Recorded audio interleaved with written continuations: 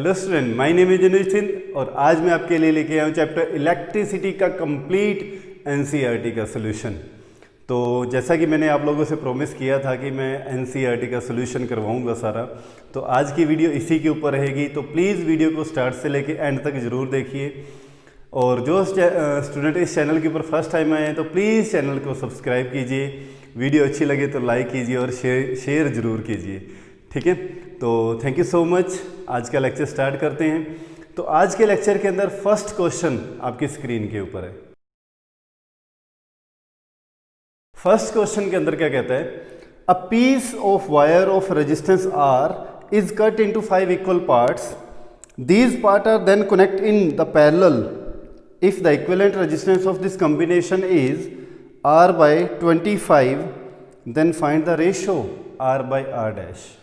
क्या आपको दिया हुआ क्वेश्चन के अंदर कहता है आपके पास एक वायर है, ठीक है। क्वेश्चन नंबर 1, एक वायर है जिसका रेजिस्टेंस कितना है, आर ओम है, क्लियर है। इस वायर को 5 इक्वल पार्ट के अंदर डिवाइड कर दिया गया। इस वे के अंदर मान लो ये 3 हो गए, ठीक है। 5 पार्ट्स इक्वल पार्ट्स 1 2 3 4 और 5 पार्ट्स के अंदर इसको क्या कर दिया गया, डिवाइड कर दिया गया, क्लियर है। अच्छा, आपको इस क्वेश्चन को करने से पहले एक कॉन्सेप्ट जरूर पता होना चाहिए, that is R is directly proportional to length. अगर आप लेंथ को कम करोगे तो रेजिस्टेंस की वैल्यू भी कम हो जाएगी। कि ये थे ना अपने फैक्टर, रेजिस्टेंस किन किन फैक्टर पे डिपेंड करता है। आपने बोला लेंथ के ऊपर डिपेंड करता है, एरिया के इन्वर्सली प्रोपोर्शनल होता है, नेचर ऑफ मटेरियल के ऊपर डिपेंड करता है और टेम्परेचर के ऊपर डिपेंड करता है। आपके पास ये कंडक्टर दे दिया जिसकी लेंथ L थी, ठीक है। अब आपने उसके 5 इक्वल पार्ट कर दिए तो रेजिस्टेंस की वैल्यू, एक पार्ट की रेजिस्टेंस की वैल्यू कितनी होगी, R/5, इसकी भी R/5, इसकी भी R/5, इसकी भी R/5 और इसकी भी R/5 होगी, क्लियर है। अच्छा, अब आपको क्या बोलता है कि कट करने के बाद जो ये वायर्स हैं इन सभी को कैसे लगा दिया गया, पैरेलल के अंदर लगा दिया गया। तो पैरेलल में लगा देते हैं कि ये फर्स्ट वायर है, ठीक है। इस वे के अंदर ये सेकंड वायर होगी, ठीक है। ये अपने पास कौन सी होगी, थर्ड वायर, ठीक है। इस वे के अंदर 5 की 5 जो वायर्स के टुकड़े बने उनको क्या कर दिया, पैरेलल के अंदर लगा दिया, ठीक है। इस वे में पैरेलल में लगा दिया सभी को। अच्छा, पैरेलल में लगाने के बाद ये रेजिस्टेंस इसका R/5, इसका भी R/5, R/5, R/5 और इसका भी R/5, ठीक है। तो कहता है पैरेलल में लगाने के बाद आपको कैलकुलेट क्या करना है, कहता है calculate R/R dash. R dash क्या चीज़ है, रेजिस्टेंस है पैरेलल का, इक्विवेलेंट रेजिस्टेंस। R/R डैश निकालिए। तो सबसे पहले तो आप R डैश निकाल लेते हैं कि इन सभी को जब आपने पैरेलल के अंदर जोड़ा तो R डैश की वैल्यू क्या आ गई, अपने पास फॉर्मूला क्या होता है पैरेलल का, 1/R1 + 1/R2 + 1/R3 + 1/R4 + 1/R5, clear है।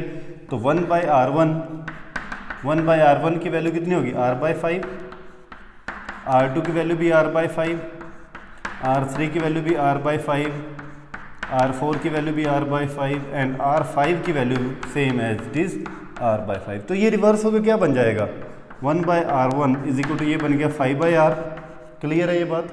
ये भी बन गया कितना, 5/R + 5/R + 5/R और प्लस 5/R। तो सभी का एलसीएम कितना आ गया, R एलसीएम आ गया, ऊपर कितना बन गया, 5 + 5 + 5 + 5 + 5। तो ये कितना आ गया, 25/R। तो 1/R डैश की वैल्यू कितनी आ गई, 25/R। और अपने को वैल्यू किसकी निकालनी है, R डैश की। तो R डैश की वैल्यू क्या आ जाएगी, R/25, क्लियर है ये बात। अच्छा, अब ये वैल्यू R डैश की अपने को ये रेशो फाइंड आउट करना था, है ना। ये वैल्यू यहाँ पुट कर दो। तो R तो रेजिस्टेंस पहले था, R डैश की वैल्यू आपने कितनी निकाल दी, R/25। तो ये रिवर्स होकर क्या बन जाएगा अपने पास, इधर कर रहा हूँ, ये रिवर्स हो गया R × 25/R बन गया। तो R से R कैंसिल आउट, तो रेशो कितना आया, 25:1, क्लियर है ये बात, ठीक है। अब आते हैं सेकंड क्वेश्चन के ऊपर। सेकंड कर दो रेज, ठीक है। सेकंड क्वेश्चन में क्या कहता है, हाँ जी, स्टेटमेंट रीड कीजिए सेकंड क्वेश्चन की। सेकंड क्वेश्चन के अंदर कहता है कि इनमें से पावर का फॉर्मूला कौन सा नहीं है, पावर का फॉर्मूला कौन सा नहीं है। तो अपने को पहले तो पावर के सारे फॉर्मूला पता होने चाहिए। पावर इज इक्वल टू क्या होता है बेटे, हीट बाय टाइम या एनर्जी बाय टाइम या वर्क बाय टाइम, कुछ भी बोल सकते हो। तो power is equal to energy by time, एक फॉर्मूला। सेकंड, अगर मैं एनर्जी की वैल्यू पुट कर देता हूँ VIT बाय टी, तो टी से टी क्या हो जाता है, कैंसल आउट। तो पावर निकालने का सेकंड फॉर्मूला VI, ठीक है। अगर मैं ओम्स लॉ से V की वैल्यू पुट कर देता हूँ तो पावर निकालने का नेक्स्ट फॉर्मूला बन जाता है I²R। V की वैल्यू क्या होती है IR, तो बन गया I²R। अगर मैं ओम्स लॉ से I की वैल्यू पुट कर दूँ यहाँ पर, तो P निकालने का फॉर्मूला V² बाय क्या हो जाएगा, हाँ जी V² by R। I is equal to V by R होता है ना, तो बन गया V² बाय R। अच्छा, अब इस क्वेश्चन में बोलता है कि ये अपने पास पावर के यही फॉर्मूले हैं, ठीक है। अब इस क्वेश्चन में बोलता है कि अब इनमें से 4 ऑप्शन दिए हुए हैं आपके सामने, कहते हैं इनमें से पावर का फॉर्मूला कौन सा नहीं है, पावर का फॉर्मूला कौन सा नहीं है। तो देखिए कौन सा फॉर्मूला नहीं है, P is equal to IR²। ये वाला फॉर्मूला नहीं है, देखो I²R है, IR² नहीं है। क्लियर है, कोई डाउट इसमें। अब देखिए क्वेश्चन नंबर 3 क्या कहता है, आगे समझ, इरेज कर दूं। Question number 3, which of the following an electric bulb is rated 220 volt and 100 what. When it is operated on 100 volt the power consumed will be. मैंने आपको पावर रेटिंग का कॉन्सेप्ट समझाया था बेटे।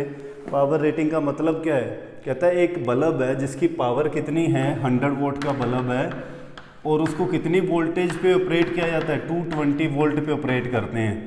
मैंने पावर रेटिंग का कॉन्सेप्ट समझाया था कि जब 220 वोल्ट होगी तो 100 वोल्ट का मतलब यही है ना कि वो 100 जूल हीट क्या करेगा, रिलीज करेगा अपने में से पर सेकेंड, ठीक है। अभी कहता है कि अगर उसकी मैं V की वैल्यू चेंज कर दूं, V की वैल्यू कितनी कर दूं, 110 वोल्ट कर दूं, तो वो बताओ कितने पावर का बन जाएगा। क्लियर है ये बात, ठीक है। क्या कहता है कि एक बल्ब था 100 वोल्ट का जो 220 पे ऑपरेट हो रहा था, अगर मैं उसको अब ऑपरेट करूं उसी बल्ब को ही 110 वोल्ट के ऊपर, तो उसकी पावर क्या बन जाएगी, क्योंकि पावर चेंज हो जाती है। आपको पता होगा ये बात। पावर रेटिंग का अगर आपने नहीं देखा है तो वीडियो पहले जरूर जाके देखिए, उसके अंदर मैंने बताया आपको। अच्छा, बल्ब तो वही है, बल्ब तो मेरे भाई वही है, तो इसके अंदर जो टंगस्टन की जो वायर लगी उसका रेजिस्टेंस भी वही रहना है, चाहे पावर कम हो या ज़्यादा हो, ठीक है। तो रेजिस्टेंस अपन निकाल लें, इसका रेजिस्टेंस कितना होगा, क्योंकि P इज इक्वल टू अपने पास फॉर्मूला होता है V² by R। P is equal to V² by R। तो यहाँ से R की वैल्यू अगर मैं निकालूँ तो R की वैल्यू क्या बन जाएगी, V² बाय P। क्लियर है। तो V की वैल्यू कितनी है, 220 इंटू 220 बाय किसकी कितनी वैल्यू है, 100। तो ये कितनी आ गई, ये 484 ओम आ गया। क्लियर। अब अपने को क्या निकालनी थी, बाद में पावर कितनी हो जाएगी, तो पावर यहाँ पर V की वैल्यू 110 इंटू 110 बाय R की वैल्यू कितनी आ गई, 484 ओम। क्लियर है। रेजिस्टेंस वही रहना है, बल्ब वही है, इसलिए रेजिस्टेंस कांस्टेंट है दोनों, चाहे इस केस में चाहे इस केस में। तो यहाँ से R की वैल्यू निकाली, फर्स्ट केस से सेकंड केस में पुट कर दिया R की वैल्यू, तो ये कितना हो जाएगा, 11 पे जाएगा, है ना। तो 11 गया, ये 1144, ये भी 11 पे गया, है ना। तो ये आ गया 4 और ये आ गया 25। तो P की वैल्यू कितनी आ गई, 25 वोट का। क्लियर है ये बात। क्वेश्चन नंबर 4 में कहता है, two conducting wire of the same material and equal length and equal diameter. 2 wire आपको दी हुई हैं जिनका सेम मटेरियल है, ठीक है, सेम मटेरियल है, 2 वायर्स हैं आपके पास। सपोज ये एक वायर है और ये सेकंड वायर है, सेम मटेरियल है, सेम लेंथ है, सेम और क्या चीज़ बोलता है, डायमीटर भी, थिकनेस भी सेम है दोनों की, और उनको पहले दोनों को सीरीज में लगाया जाता है। चलो ये दोनों क्या लगी, सीरीज में लगा दी। फिर कहता है उन्हीं को ही पैरेलल के अंदर भी लगा दिया जाता है। बाद में इनको क्या लगा दें, आप पैरेलल में लगा दें दोनों को। क्लियर है। और क्या कहते हैं, इन the circuit across same potential, potential भी दोनों में सेम है, भी इस केस में भी पोटेंशियल जो रहेगा, ठीक है, और इस केस में भी जो पोटेंशियल रहेगा वो भी क्या रहेगा, सेम रहेगा दोनों को, ठीक है। फिर क्या कहता है, the ratio of heat produce in, अब ratio of heat produce in series मतलब HS by heat produce in parallel, आपको ये रेशो इनका फाइंड आउट करना है, ठीक है। अब आपके पास हीट निकालने के फॉर्मूलाज देखिए क्या क्या थे। अब H इक्वल टू था अपने पास VIT, फॉर्मूलाज बहुत ज़रूरी हैं, एक ही फॉर्मूला याद रखो, H इक्वल टू, अगर मैं V की वैल्यू पुट करता हूँ जूल्स लॉ I² RT, और third formula H equal to V² T/R, ठीक है। अब इस क्वेश्चन में आपको क्या क्या गिवन है, कहता है ये दोनों वायर सेम मटेरियल की है, सेम सारा कुछ है, तो दोनों का रेजिस्टेंस भी तो क्या होगा, सेम होगा ना, क्लियर है।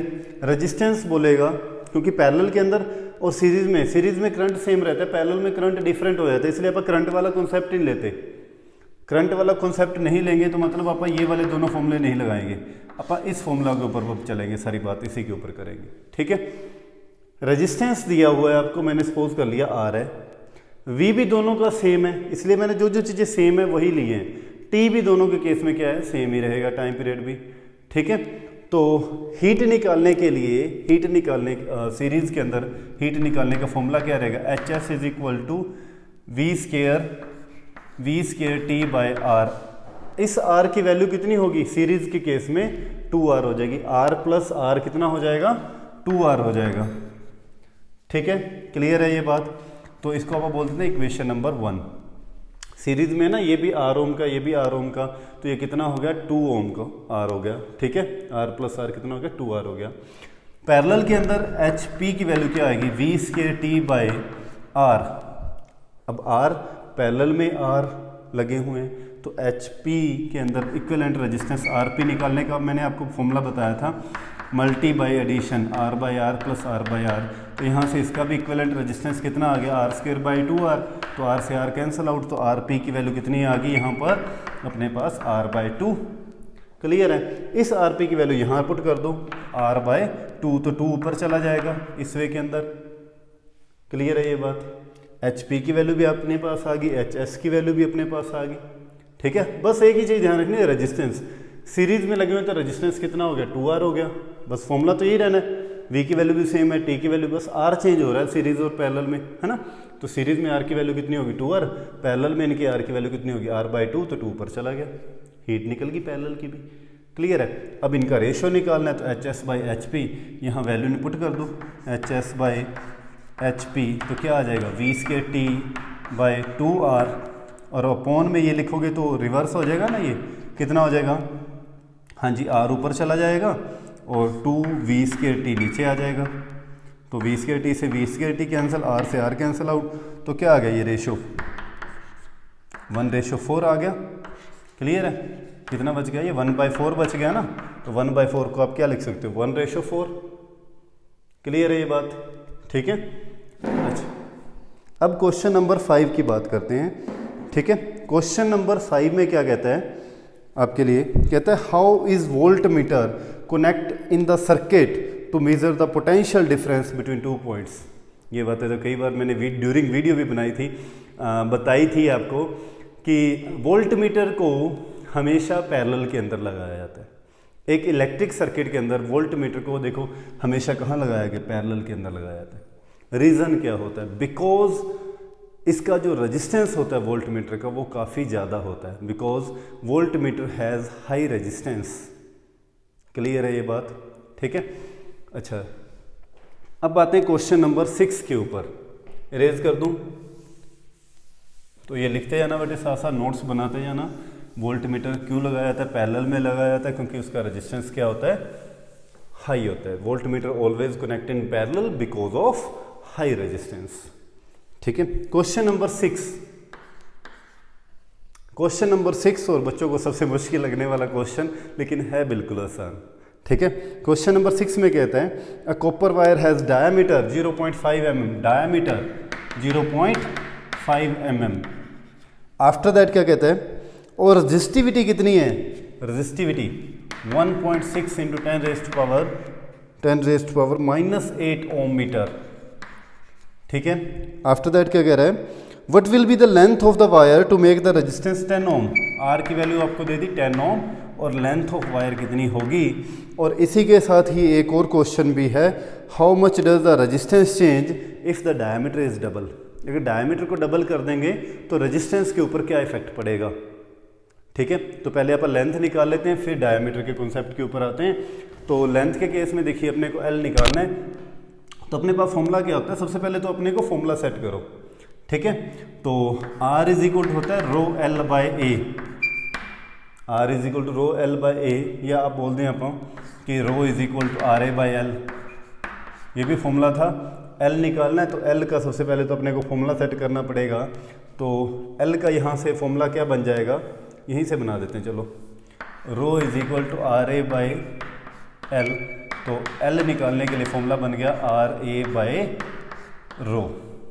ठीक है, आर की वैल्यू भी आपको गिवन है, कितना है 10 ओम। रेजिस्टिविटी इसकी वैल्यू भी ये गिवन है। अब रह गया एरिया। एरिया किसका निकालते हैं, देखो ये वायर आपको इस वे के अंदर दी हुई है। अब वायर का एरिया मतलब ये उसका क्रॉस सेक्शन एरिया, ये वाला एरिया जो सर्कल की फॉर्म के अंदर है। और सर्कल का एरिया निकालने का फॉर्मूला क्या होता है, L is equal to R. Area निकालने का formula pi R square by rho. R is the radius. आपको क्वेश्चन के अंदर क्या दिया हुआ है, डायमीटर, और रेडियस डायमीटर का क्या होती है, हाफ होती है। क्लियर है ये बात। अब सबसे इंपॉर्टेंट थिंग जो मैं क्वेश्चन को देखते सबसे पहले सोल्व करता हूँ, आपको हमेशा जो डायमीटर दिया होगा वो मिलीमीटर के अंदर गिवन होगा। देखते ही सबसे पहले मिलीमीटर के आपने क्या बनाने हैं, मीटर में कन्वर्ट करना है। जैसे ये देखिए 0.5 mm दिया हुआ है, तो इसको सबसे पहले तो खुद का पॉइंट रिमूव करना है अपने।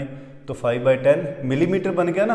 अब इसको मीटर से कन्वर्ट करने के लिए 1000 से आपको क्या करना है, और डिवाइड कर देना है। तो ये क्या बन जाएगा अपने पास 5/10 रेज़्ड टू पावर 4 मीटर। ये क्या बन गया, डायमीटर।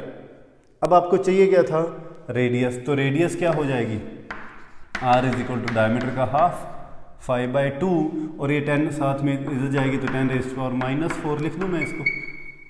क्लियर है, 10 रेज़्ड टू पावर +4 है ना, नीचे ऊपर जाएगी तो -4 मीटर लिख सकते हैं अपन। क्लियर, यहाँ तो कोई डाउट। अब ये वैल्यू आर की वैल्यू भी यहाँ पुट कर दो, तो अपन सोल्व करते हैं इसको। तो L is equal to resistance की वैल्यू कितनी है 10 है, पाई की वैल्यू 22/7, आर की value 5/2 into 10 raised to power -4, और स्क्वायर है, आर स्क्वायर है ना, तो इसका भी स्क्वायर हो जाएगा। ठीक है, अपॉन रेजिस्टिविटी की value 1.6 into 10 raised to power -8। Clear है ये बात। अच्छा, अब इसको सोल्व कैसे करते हैं। हाँ जी, तो सबसे पहले तो क्या करोगे, ये स्क्वायर ओपन करते हैं अपन। तो L इज इक्वल टू क्या आ जाएगा 10 इंटू 22/7 इंटू स्क्वायर ओपन करेंगे तो 5/2 का स्क्वायर 25/4, और 10 रेज़्ड टू पावर -4 का स्क्वायर। पावर हमेशा आपस में मल्टी होती है। कई बच्चे यहाँ गलती कर जाते हैं क्या, कि सर -4 का स्क्वायर 16। भाई मेरे, उसका स्क्वायर पावर हमेशा आपस में मल्टी होती हैं। ठीक है, तो -4 का स्क्वायर कितना आएगा 10 रेज़्ड टू पावर -8। ठीक है, अपॉन में कितना है 1.6 into 10 raised to power -8। Clear है, कोई डाउट इसमें। अच्छा, अब इसका खुद का पॉइंट 1.6 का रिमूव करेंगे तो अपॉन में क्या लिखा जाएगा 10। ठीक है, अब इसको क्या लिख सकते हैं, L is equal to 10 into 22/7 into 25/4 into 10 raised to power -8, और ये ऊपर जाएगा तो क्या लिखा जाएगा, ये 10/16 और नीचे 10 रेज़्ड टू पावर -8। क्लियर है ये बात। ठीक है, समझ गए ना। ये 10 ऊपर चला जाएगा, ये नीचे आ जाएंगे। 10 रेज़्ड टू पावर -8 से ये कैंसिल आउट हो गया, क्योंकि ऊपर जाएगा तो 10 की पावर +8, बेस सेम तो पावर ऐड, तो पावर क्या होगी 0। अब अपने पास क्या बच गया फाइनली 10 इंटू 22, 10 इंटू 10 कितना हो जाएगा, ये 100 इंटू 22/7 इंटू 25/4 इंटू 1/16। अब तो सिंपल कैलकुलेशन होगी। ठीक है, जब आप इस कैलकुलेशन को सोल्व करोगे तो आप कट कर सकते हो जो कट होते हैं। तो ये हो गया 50। ठीक है, ये 2 पे फिर जाएगा, ये हो गया 11। क्लियर है, और कैंसिल आउट होते हैं, ये 2 पे जाएगा, ये 8 और ये आ गया 25, और कुछ कैंसिल नहीं हो रहा, तो फाइनली अपने पास L इज इक्वल टू क्या बन गया ये 25 इंटू 25, 625 इंटू 11, ठीक है, 625 इंटू 11 बाई 56 और जब इसको सोल्व करोगे तो ये आपके पास आएगा 122 पॉइंट कुछ आ रहा है बेटे आपके पास 122.7 सॉरी 122.7 मीटर ये लेंथ आएगी आपके पास। क्लियर है ये बात, ठीक है। अच्छा, अब इसका सेकंड पार्ट भी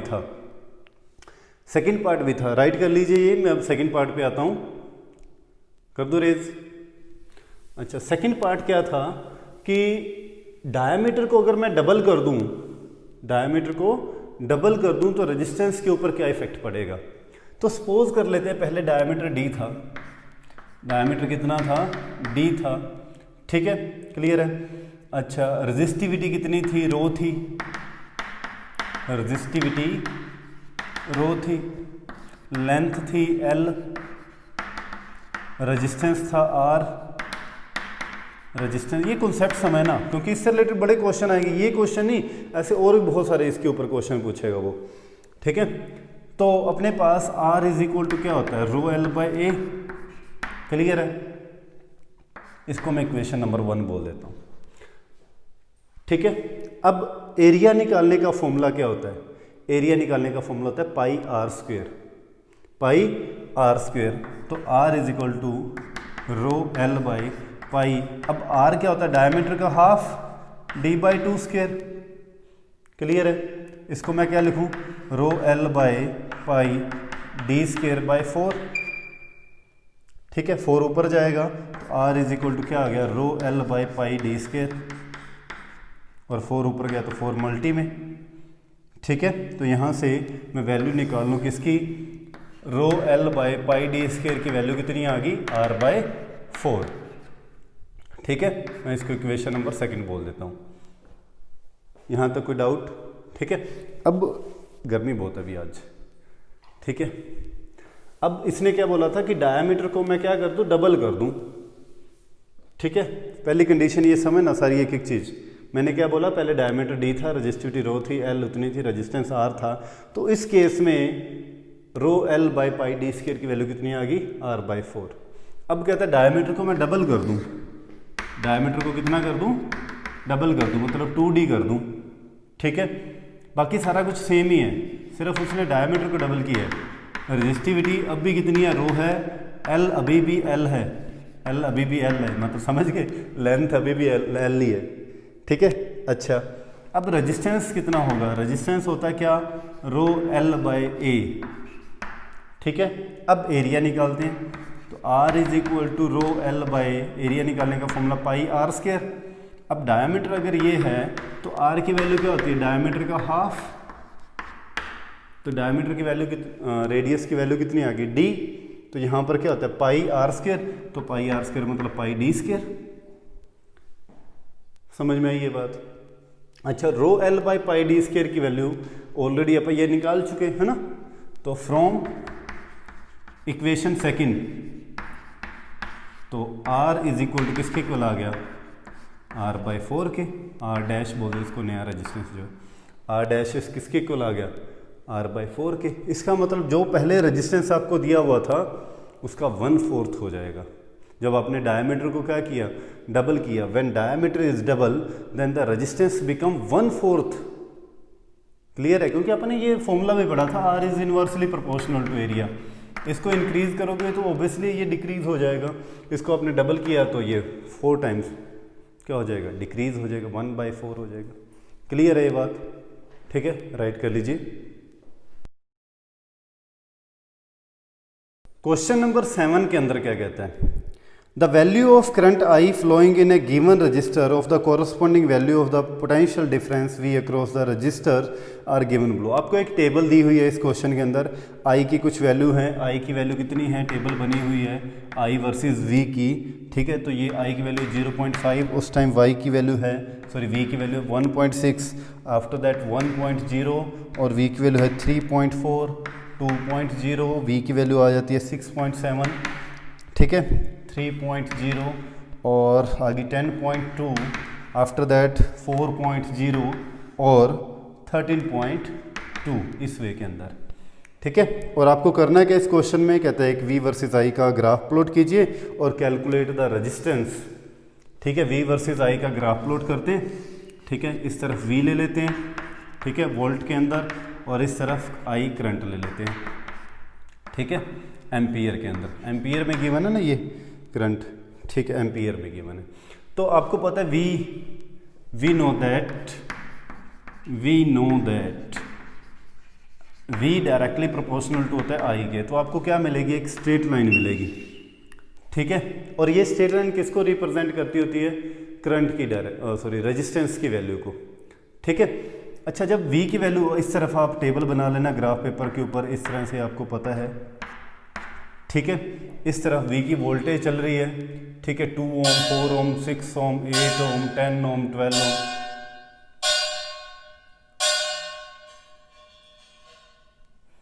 इस तरफ V की वैल्यू चल रही है कितनी, 2 ओम, 4 ओम, 6 ओम, 10 ओम, इस वे के अंदर, ठीक है, 0, 2, 4, 6, 8। इस तरफ करंट की वैल्यू ले लो 1, 2, 3, 4, इस वे के अंदर, ठीक है।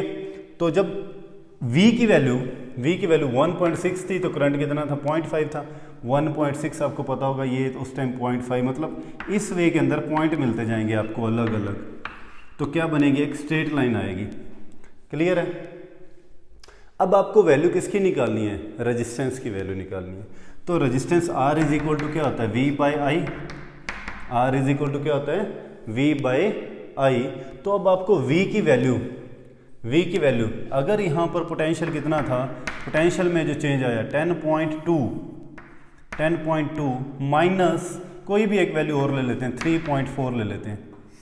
जब पोटेंशियल कितना था, 10.2 था, तो करंट की वैल्यू कितनी थी, 3 थी, माइनस जब पोटेंशियल 3.4 लिया तो करंट की वैल्यू कितनी हुई, 1.0। क्लियर है। आपने कोई दो वैल्यू ले लेनी है, जरूरी नहीं है जो मैंने ली है, आपने कोई दो वैल्यू ले लेनी है यहाँ पर V की। चाहे आप इन दोनों को ले लो, इनके बीच में डिफरेंस निकाल लो, चाहे आप इनके बीच में डिफरेंस निकाल लो, चाहे इनके बीच में निकाल लो, चाहे इनके बीच में निकाल लो, कहीं भी। लेकिन जो आप वैल्यू जिस V के ऊपर बात कर रहे हो उसी का ही करंट लेना है आपको। मान लो यहाँ पर 10.2 लिखने के बजाय 6.7 में से आप 1.6 माइनस कर रहे होते तो 6.7 का ही आपने करंट लेना है, 2.0 में से आपने 0.5 माइनस करना है। फिर क्लियर है ये बात। फिर से बता देता हूँ बेटे कि अगर आपने V की वैल्यू ये ली है तो आपने V वाला ही करंट ये लेना है। इसके बाद मैंने दूसरी V में से ये माइनस किया है, चेंज निकालना था ना मुझे, रेजिस्टेंस के change in potential by change in current, ठीक है। तो पोटेंशियल में चेंज 10.2 माइनस 3.4 और इसके I की कॉरस्पॉन्ड उसका I में कितना चेंज, तो ये 3.0 माइनस 1.0। क्लियर है। तो सभी के केस में चाहे आप निकालोगे ना तो R की वैल्यू सेम ही आने वाली है, R की वैल्यू में चेंज नहीं आएगा, ठीक है। चाहे आप 6.7 माइनस 1.6 कर दो और अपॉन में 2.0 माइनस 0.5 कर दो, तब आप इसको सोल्व कर लेना तो ये आप क्या आ जाएगी, R की वैल्यू आ जाएगी। क्लियर है, कोई डाउट इसमें? तो जितना आएगा वो अपने पास रेजिस्टेंस आ जाएगा जो अपने को कैलकुलेट करना था, ठीक है। अब आते हैं क्वेश्चन नंबर 8 के ऊपर, ठीक है। कर दो रेज इसको, ठीक है। क्वेश्चन नंबर 8 में क्या कहता है, क्वेश्चन नंबर 8 के अंदर, ठीक है, when A 12 volt battery is connected across the unknown resistor, then there is a current of 2.5 milliampere in the circuit, then find the value of resistance।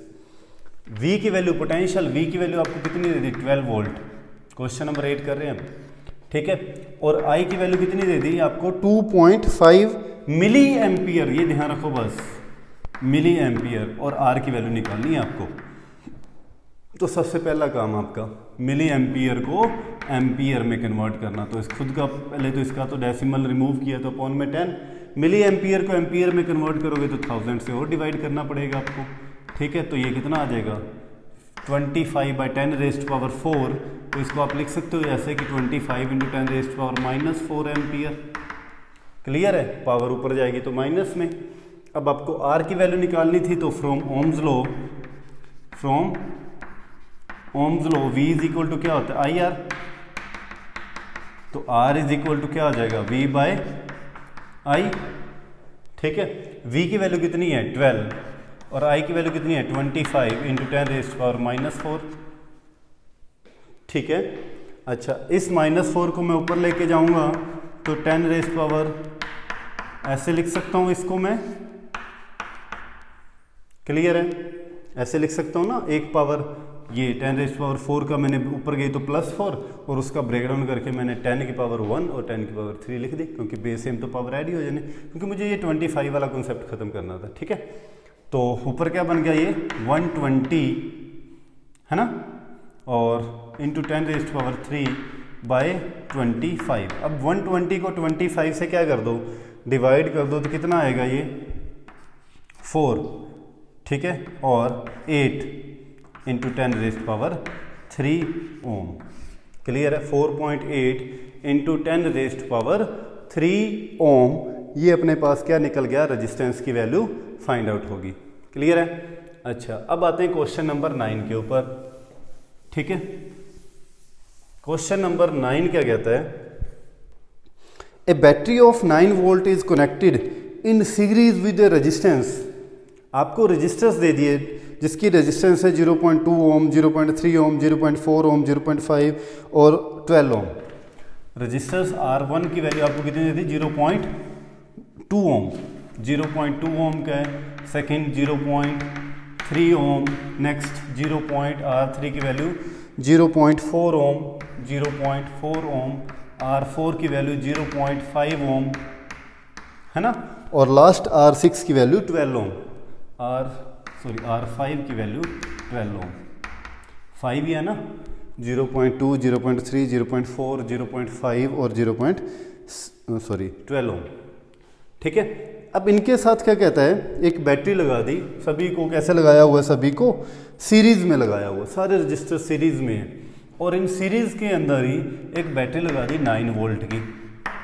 ठीक है, तो क्या कहता है इसके अंदर कि 12 ओम में से बताओ कितना करंट फ्लो करेगा। भी आपको 5 रजिस्टर दे दिए, 1 2 3 4 और ये 5। ठीक है, इसकी वैल्यू 0.2, इसकी वैल्यू 0.3, ये 0.4, ये 0.5 और ये दे दिया 12 ओम का, और कहते हैं एक बैटरी लगा दी यहाँ पर, 9 वोल्ट की बैटरी लगा दी, तो बताओ इनमें से करंट कितना फ्लो करेगा। सिंपल ही तो है भी, आपको पता है बेटे ये कॉन्सेप्ट कि सीरीज के अंदर करंट सेम होता है, मतलब जितना करंट इसको मिलेगा उतना ही इसको, इतना ही इसको, इतना ही इसको। अगर इस क्वेश्चन में ये भी बोल देता कि बताओ 0.5 को कितना करंट मिलेगा, तो उसको भी उतना ही मिलना है जितना 12 को मिलेगा, क्योंकि सीरीज में करंट क्या रहता है, सेम रहता है। ये पॉइंट दिमाग में रखना, क्लियर है ये बात। तो अपने पास I निकालने का formula V by R, V is equal to IR होता है ना, क्लियर है ना, V is equal to IR, तो I इज इक्वल टू क्या आ जाएगा, V बाय R। V की वैल्यू तो आपको दी हुई है और R की वैल्यू सीरीज में लगे हुए हैं, तो सभी को क्या फॉर्मूला होता है RS का, R1 plus R2 plus R3 plus R4 plus R5, add कर दो सभी को।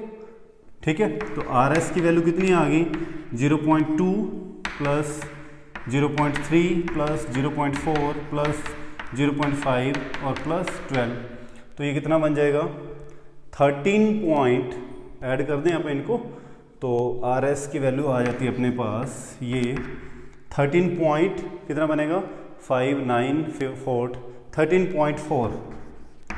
13.4 ओम। ठीक है, अब ये वैल्यू यहाँ पुट कर दो, तो I is equal to V की वैल्यू कितनी है 9/13.4।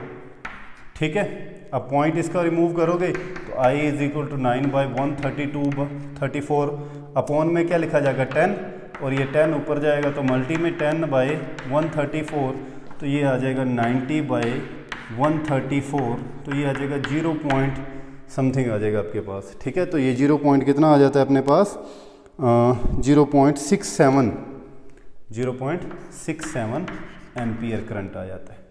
क्लियर है। क्वेश्चन नंबर 10 क्या कहता है, how many 176 ohm resistor in parallel, specially उसने बोल दिया पैरेलल के अंदर लगाने हैं, are required to carry 5 ampere on a 220 volt line. कहता है कि 176 ओम के कितने रजिस्टर लगाए जाएं कि जो करंट है टोटल करंट उसमें से 5 एम्पियर पास हो और वोल्टेज कितनी पे 220 वोल्ट पे। यही क्वेश्चन कहता है ना। तो मतलब क्या कहता है कि ऐसे मान लो ये रजिस्टर लगा हुआ है, ऐसे 176 ओम के मैं कितने रजिस्टेंस ऐसे पैरेलल में लगाऊं कि इन सभी को जो वोल्टेज तो मिले वो 220 वोल्ट पे ऑपरेट कर रहे हैं सभी, ऐसे कितने पैरेलल में लगाऊं और सभी को जो टोटल करंट मिल रहा है I1, I2, I3, अब इस वे के अंदर कितने लगे हुए हैं तो सभी का टोटल करंट कितना मिले 5 एम्पियर। अपने को पता है पैरेलल के अंदर करंट डिफरेंट होता है ना। I1, I2, I3 इस वे के अंदर सभी को करंट कितना मिले। अब इस कंडीशन के अंदर क्या कहता है कि जो ये रेजिस्टेंस है ये 176 ओम का है, ये भी 176 ओम का। अब रेजिस्टेंस सेम होंगे और सभी को V भी सेम मिल रही है तो सभी को जो करंट मिलेगा वो भी तो सेम ही मिलेगा। क्लियर है ये बात भी। ये 176 ओम का, ये भी 176 ओम का, ऐसे 176 ओम के रजिस्टर चलते जाएंगे। सभी को V की वैल्यू भी क्या मिल रही है, सेम मिल रही है, तो सभी को करंट भी क्या मिलने वाला है, सेम ही मिलने वाला है।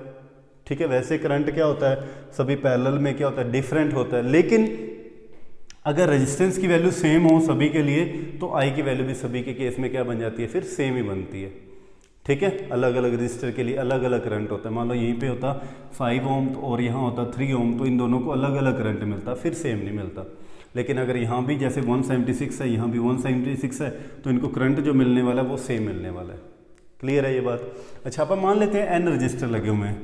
Late the number of register, जो नंबर ऑफ रजिस्टर्स लगे हुए हैं, ठीक है, वो n लगे हुए हैं। ठीक है। अब current I is equal to क्या होता है, V/R। ठीक है। टोटल करंट देखो मैं ये बोलता हूँ कि I इज इक्वल टू होता है पैरेलल में लगे हुए हैं तो सभी को करंट I1, I2 प्लस ऐसे ही चलता जाएगा। तो अगर n लगे हुए हैं तो IN करंट मिलेगा। ठीक है। तो सभी को करंट कितना मिल रहा है, V/R plus V/R plus V/R, और n लगे हुए हैं इस वे के अंदर ना, कितने लगे हुए हैं, n लगे हुए हैं रजिस्टर। क्लियर है ये मेरी बात। तो n लगे होने का मतलब क्या होगा कि मल्टी कर देंगे आप डायरेक्ट n से। भी ये देखो इस वे के अंदर अगर मैं मान लूँ यहाँ पर 10 रजिस्टर लगे हुए हैं, एक को करंट V/R, दो को भी करंट V/R, 2V/R, 3 को 3V/R, ऐसे 10 लगे हैं तो क्या हो जाएगा 10 इंटू V/R, और n लगे हुए हैं तो क्या बोल देंगे I is equal to NVR। Clear है ये बात। तो यहाँ से अपने को n की वैल्यू निकालनी है तो I की वैल्यू अपने को क्या दी हुई है यहाँ पर 5 इज इक्वल टू V की वैल्यू कितनी है 220, n की वैल्यू अपने को निकालनी है और R की वैल्यू कितनी है 176। तो n इज इक्वल टू क्या आ जाएगा 176 इंटू 5/220। ठीक है। इसको सोल्व करेंगे तो ये कितना हो जाएगा 44, और 44 ये आएगा 4 पे, तो n की वैल्यू कितनी आ गई 4। फिर से बता देता हूँ बेटे एक बार, कंफ्यूज नहीं होना किसी भी चीज़ में। करंट की वैल्यू आपको दी हुई है यहाँ पर 5 ampere, I is equal to the V/R। सभी को पोटेंशियल सेम मिल रहा है, सभी का रजिस्टेंस भी सेम है। तो मैंने बोला n रजिस्टर लगाए तो यहाँ पर डायरेक्ट कुछ नहीं करना है, n के साथ मल्टी कर देनी है। टोटल करंट आ गया सभी को, मतलब एक को करंट मिलेगा तो V/R1। ऐसे n लगे हुए हैं तो सभी को करंट कितना मिलेगा VN/R, क्योंकि सभी का R1, R2, R3 भी तो क्या सेम ही है, R ही है। क्लियर है ये बात। ठीक है। तो आपने क्या करना है, डायरेक्ट बस n से मल्टीप्लाई कर देनी है यहाँ पर। तो I की वैल्यू भी दी हुई है, V की वैल्यू भी आपको दी हुई है और R की वैल्यू भी दी हुई है 1, और n की वैल्यू निकालनी है तो n की वैल्यू कितनी आ जाएगी 4। मतलब 176, 176, 176 और 176 4 रजिस्टर लगे हुए हैं यहाँ पर कि जिनको करंट मिल रहा है 5 एम्पियर का टोटल करंट, और जिनकी वोल्टेज कितनी है 220 है। क्लियर है। ठीक है। अब आते हैं नेक्स्ट क्वेश्चन के ऊपर। ठीक है।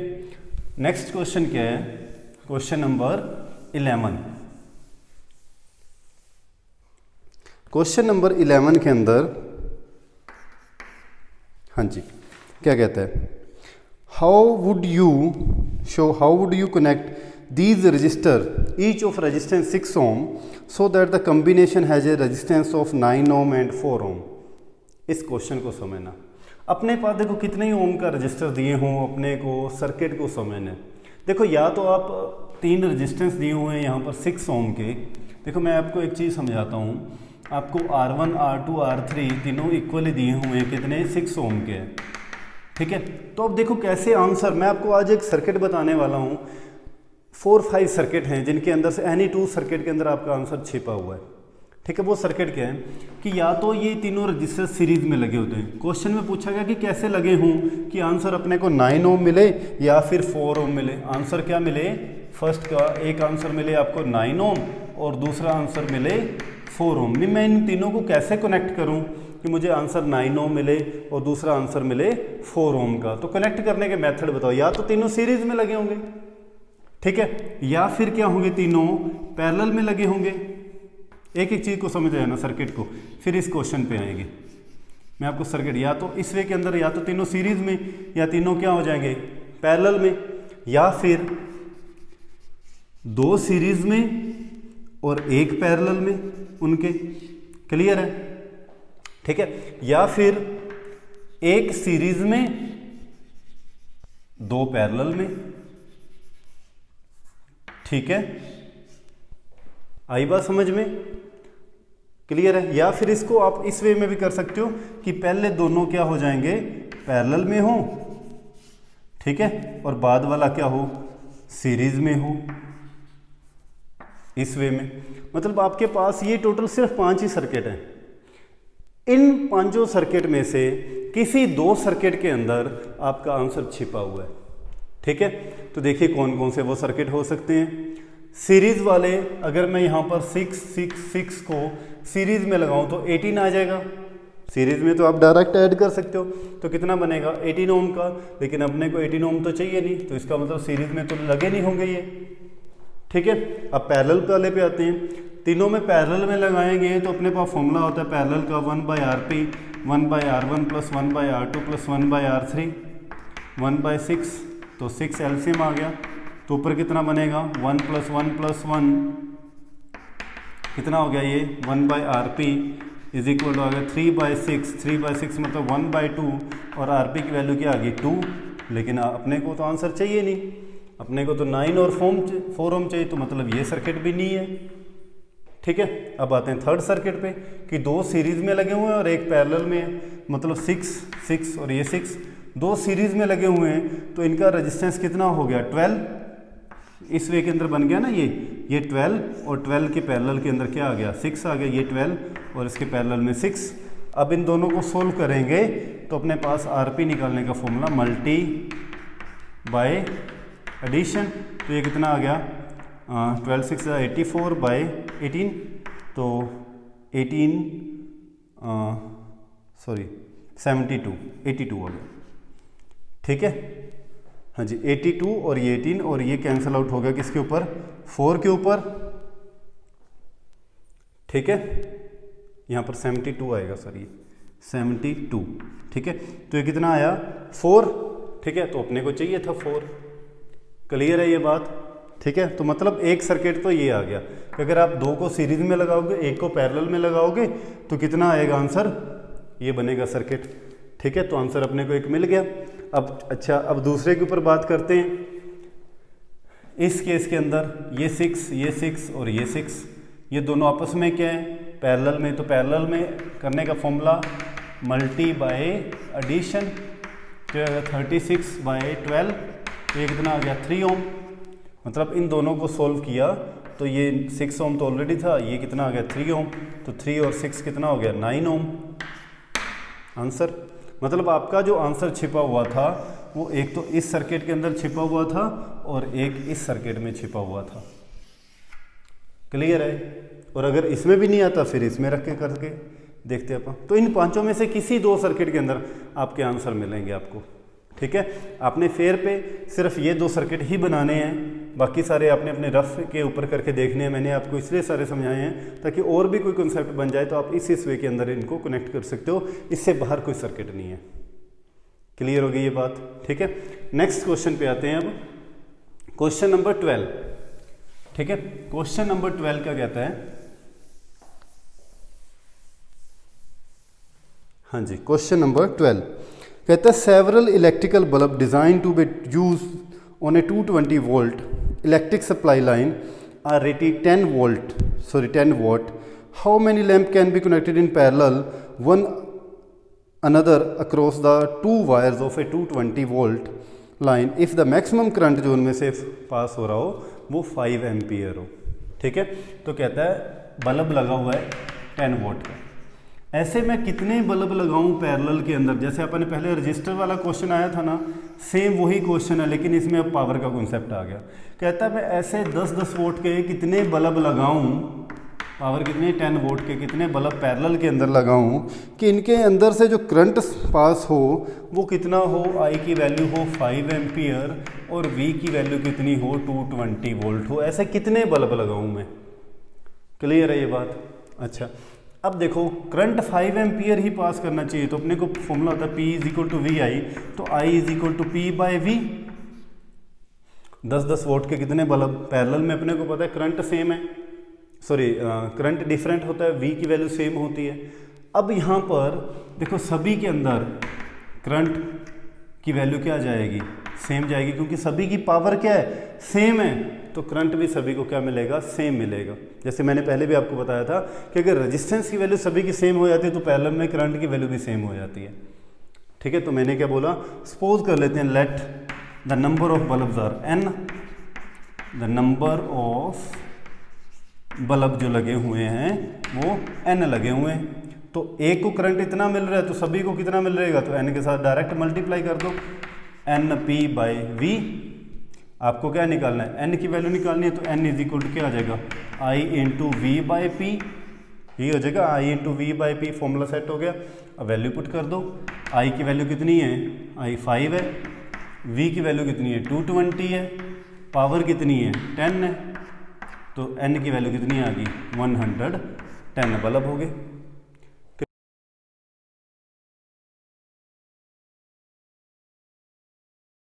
Question number 13.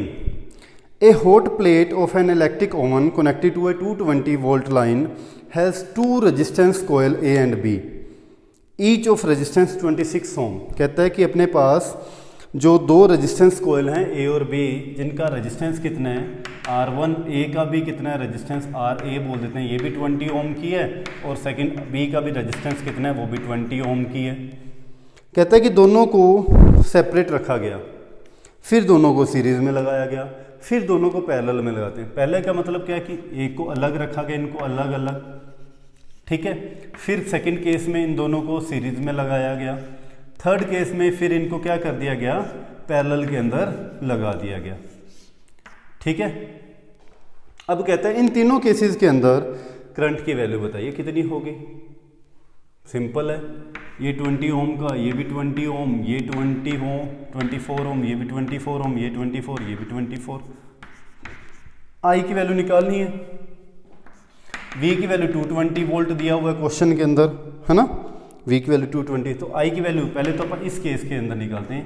ये केस फर्स्ट है, ये केस सेकंड और ये case third.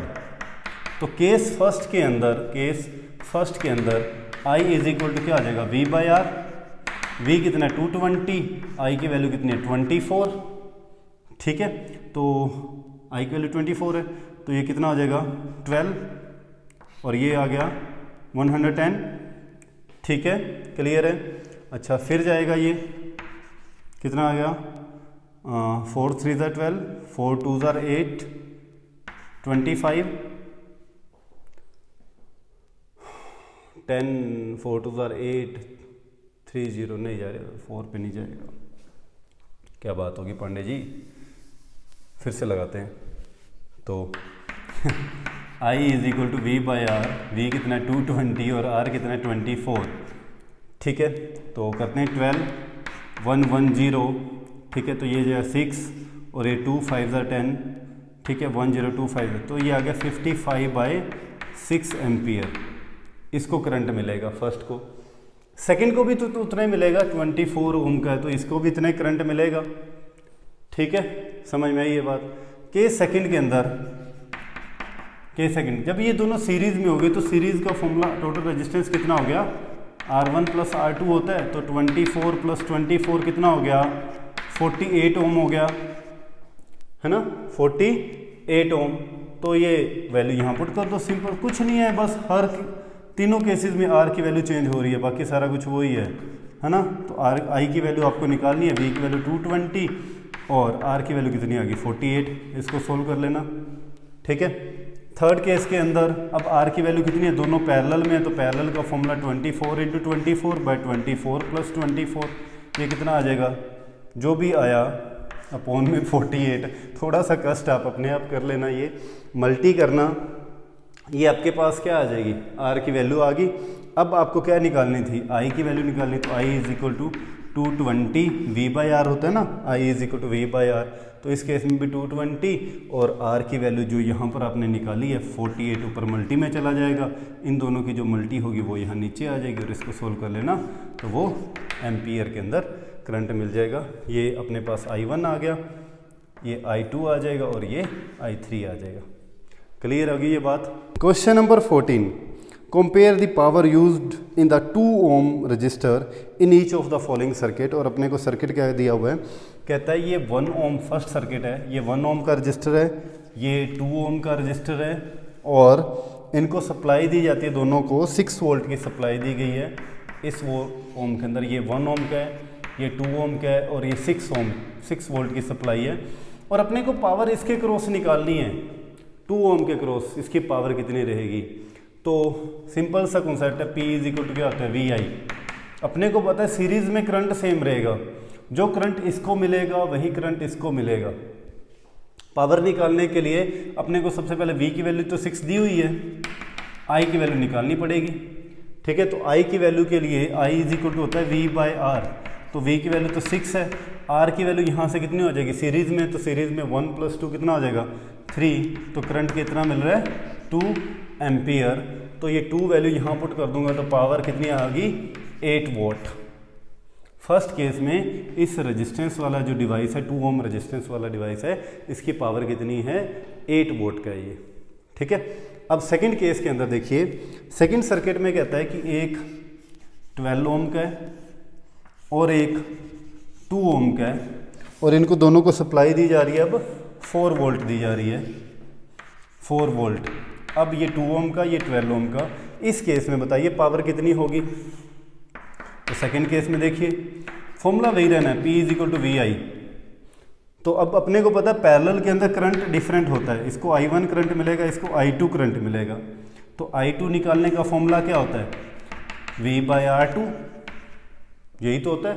I2 = V/R2। V की वैल्यू कितनी है 4 और R2 की वैल्यू कितनी है 2, तो I2 की वैल्यू कितनी आ गई 2 एम्पियर।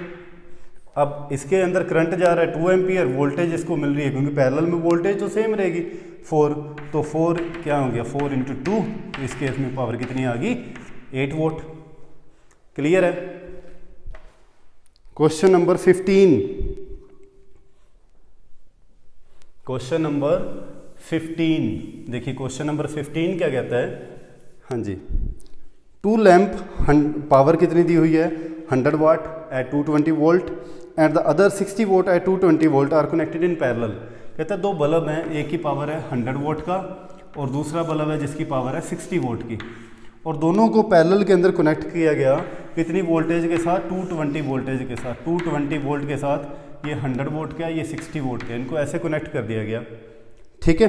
फिर क्या कहता है कि तो दोनों केसेस में बताओ टोटल करंट कितना जा रहा है, किसको करंट, अब अपने को पता पैरेलल में है तो पैरेलल में करंट की वैल्यू क्या होती है डिफरेंट होती है, ठीक है। तो P = क्या होता है P = VI, तो I1 की वैल्यू क्या आ गई P/V, P1 = क्या हो जाएगा, पैरेलल में वोल्टेज तो सेम है VI1, तो I1 = P/V, P1/V, P1 की 100, V की वैल्यू कितनी है 220, तो कितना आ गया 10/22 एम्पियर, इसको करंट मिला।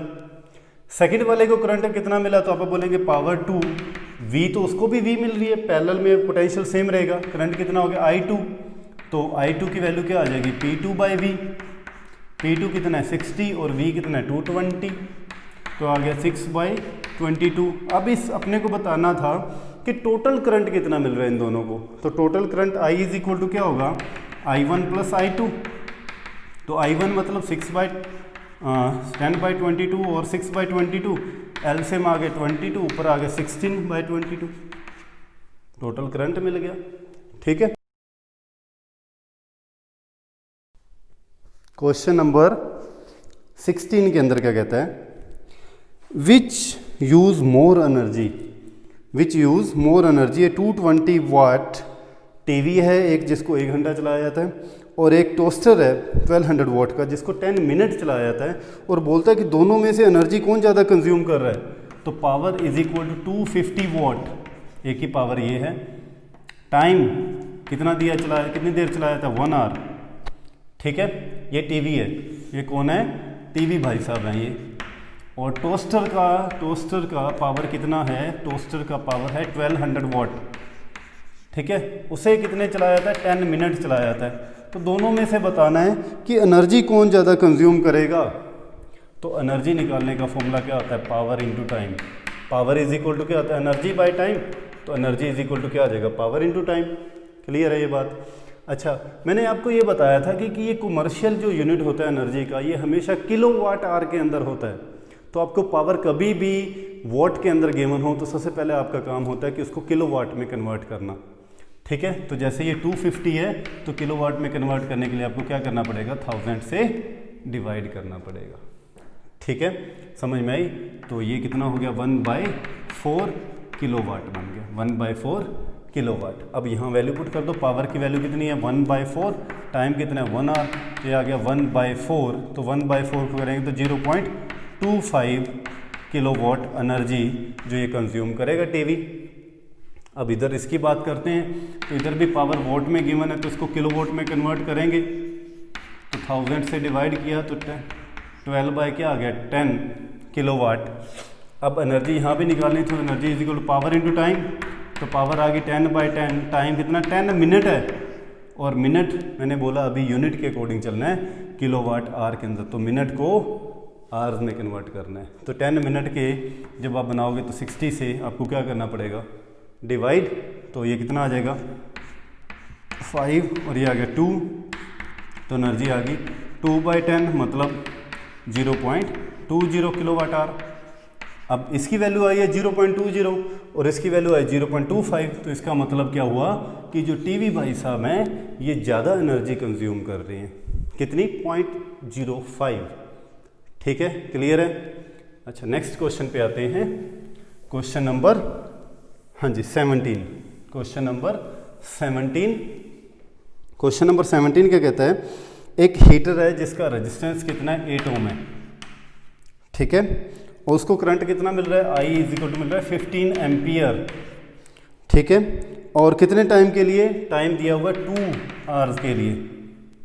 ठीक है, एक हीटर था जिसका रेजिस्टेंस था 8 ओम, करंट मिल रहा है उसको 15 एम्पियर का, कितने टाइम के लिए, 2 आवर्स के लिए। Calculate the rate at which heat is develop in the heater. Rate at heat मतलब पावर निकालनी है आपको, rate at which heat is मतलब पावर, पावर की ये फॉर्मूला होता है, the rate of heat produce. ठीक है, तो H का निकालने का फॉर्मूला आई और टी की फॉर्म में क्या होता है, H is equal to I square R T, H is equal to I square R T upon में टी, ऑलरेडी तो टी टाइम का तो रोल ही खत्म। ठीक है, तो आई की क्या बच गया, ओनली आई स्क्वेयर आर। आई की वैल्यू कितनी दी हुई है, 15 इंटू 15, और आर की वैल्यू कितनी दी हुई है, 8। तो ये 15 इंटू 15 225 इंटू 8 करेंगे तो ये कितना आ गया, 44 1800 वॉट आ गया। क्लियर है, तो ये पावर कितनी आ गई, 1800 वॉट। क्वेश्चन नंबर 18 क्या कहता है, why is the tungsten use almost exclusively for filament of electric lamp. कि इलेक्ट्रिक लैम्प का जो फिलामेंट होता है वहाँ पर टंगस्टन मेटल का क्यों यूज़ किया जाता है। इसके पीछे आप एक ही रीज़न लिखोगे, क्या, tungsten has high melting point approximately 3380 degree Celsius. इतना ज़्यादा मेल्टिंग पॉइंट हाई होने की वजह से ही अगर आप उसमें से करंट पास करवाते हो तो इतना ज़्यादा जब टेम्परेचर होगा तब जाके वो मेल्ट होगी, अदरवाइज वो मेल्ट ही नहीं होगी। क्लियर है, ठीक है। सेकंड पार्ट के ऊपर आप बात करते हैं, why are the conductors of electric heater device. जो ब्रेड टोस्टर है या इलेक्ट्रिक आयरन है अलॉय की बनाई जाती हैं, मेटल की क्यों नहीं बनाई जाती। तो ऐसा ही सेम क्वेश्चन एक इन टेक्स्ट क्वेश्चन भी आया था। तो वहाँ भी मैंने आंसर बताया था कि अलॉय की क्यों नहीं बनाई जाती, सॉरी अलॉय की क्यों बनाई जाती, मेटल की क्यों नहीं बनाई जाती। तो अलॉयज़ का मेल्टिंग पॉइंट क्या होता है, हाई होता है, जल्दी से वो ऑक्सीडाइज भी नहीं होते हैं। वाइल जो मेटल्स होती है इनका मेल्टिंग पॉइंट क्या होता है, लो होता है और ये बड़ी जल्दी ऑक्सीडाइज भी हो जाती हैं। तो आपने एक ही ये पॉइंट इसमें लिखना है, because alloy has high melting point and they do not oxidize very easily. Oxidize mean burn very easily, burn भी नहीं होती। ठीक है। C part, what is the series arrangement not use for domestic circuit. Series का क्यों नहीं use करते हैं, आपको पैरेलल की मैंने एडवांटेजेस बताई हैं, पैरेलल की एडवांटेजेस क्या होती हैं। ठीक है, तो एक चीज़ यहाँ ध्यान रखिए, जो आपने एडवांटेजेस पैरेलल की लिखी हैं उनका रिवर्स कर दो, सीरीज़ की वो डिसएडवांटेज बन जाती हैं। पैरेलल की क्या एडवांटेजेस होती हैं, पैरेलल में आपने जितनी भी अपने घर के अंदर डोमेस्टिक सर्किट के अंदर जितने भी सारे कॉन्सेप्ट लगे होते हैं, ये डिवाइसेस लगी हुई हैं, ये सारे पैरेलल के अंदर लगे होते हैं। कारण क्या होता है कि पैरेलल का इक्विवेलेंट रेजिस्टेंस क्या होता है, कम होता है। ठीक है, जिस वजह से क्या होता है करंट ज़्यादा फ्लो करता है और सभी डिवाइसेस प्रॉपर वे के अंदर वर्क करती हैं। सीरीज़ में लगा दूंगा तो इक्विवेलेंट रेजिस्टेंस की वैल्यू क्या हो जाएगी, इंक्रीज़ हो जाएगी, और इक्विवेलेंट रेजिस्टेंस इंक्रीज़ हो गया तो करंट क्या होगा, कम फ्लो करेगा। पहली तो ये। दूसरा, अगर सीरीज़ के अंदर देखो, सीरीज़ के अंदर ये डिवाइसेस लगी हुई हैं, तो अगर एक डिवाइस बर्न हो जाती है तो बाकी भी जो वर्क करने वाली थी वो भी क्या हो जाएंगे, वर्क नहीं कर पाएंगी। लेकिन पैरेलल में क्या था, अगर एक डिवाइस फेल भी हो जाती है, जैसे अपने घर के अंदर अगर बल्ब फ्यूज़ हो गया तो फ़ैन तो चलता है या फ़ैन भी बंद हो जाता है, फ़ैन तो चलता रहता है ना। तो यही होता है कि पैरेलल के अंदर अगर एक डिवाइस वर्क करना बंद भी कर देती है तो बाकी सारी वर्क करती रहती हैं, लेकिन सीरीज़ में ऐसा नहीं होता है। ठीक है, एक और नुकसान सीरीज़ का बहुत बड़ा वो ये कि पैरेलल के अंदर सभी के जितने भी अपने घर के अंदर बल्ब लगे हैं तो बल्ब का अलग से स्विच होता है, फ़ैन का अलग से स्विच होता है, तो सभी के इंडिविजुअल स्विचेस होते हैं ऑन ऑफ करने के। लेकिन सीरीज़ में क्या होगा, सभी का एक ही स्विच होगा, एक ही स्विच ऑन किया तो सारे चल पड़े, चाहे आपको फ़ैन की ज़रूरत है या नहीं है। सर्दियों में भी बल्ब जलाना तो चल पड़ा फ़ैन। ठीक है, तो सीरीज़ की ये डिसएडवांटेजेस है, इसलिए डोमेस्टिक सर्किट कभी भी सीरीज़ के अंदर नहीं लगाई जाती डिवाइसेस को। ठीक है, फोर्थ क्वेश्चन के ऊपर बात करते हैं। How does the resistance of wire very with इस एरिया ऑफ क्रॉस सेक्शन। तो अपने को पता है ये रिलेशन एरिया के साथ रेजिस्टेंस का क्या रहता है, area is inversely proportional to resistance. अगर एरिया ज़्यादा होगा तो रेजिस्टेंस की वैल्यू क्या हो जाएगी, कम हो जाएगी, और अगर एरिया कम होगा तो रेजिस्टेंस की वैल्यू क्या हो जाएगी, ज़्यादा हो जाएगी। ठीक है, last question, why are copper and aluminium wire usually employed for electrical transmission. के अंदर कॉपर और एल्यूमिनियम का यूज़ ज़्यादा किया जाता है, इसके पीछे रीज़न क्या रहता है, बिकॉज कॉपर और एल्यूमिनियम होता है, इनकी जो रेजिस्टिविटी होती है वो क्या होती है, कम होती है, और कम होगी तो करंट उनमें से क्या करेगा, ज़्यादा फ्लो करेगा। ठीक है, तो यही रीज़न होता है कि कॉपर और एल्यूमिनियम वायर को ट्रांसमिशन वायर के अंदर यूज़ किया जाता है। तो ये थे कंप्लीट एनसीईआरटी के सोल्यूशन। तो आई होप कि आपको ये सारी वीडियो अच्छी लगी होगी, थोड़ी लेंथी ज़रूर बनी है, तो ऐसे ही सपोर्ट करते रहना आगे।